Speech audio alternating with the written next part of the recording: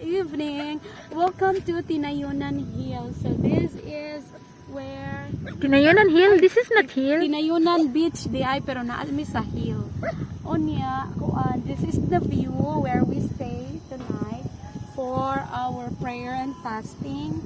Onya, muni ang view sa pagtulog alipalindot ang Ginoong nag-create ni ini. And this is the Gihungan City Park kanang barangay poblasyon. See, ana ang proper Gihungan City, diha ang poblasyon, nindot kaayo ang view.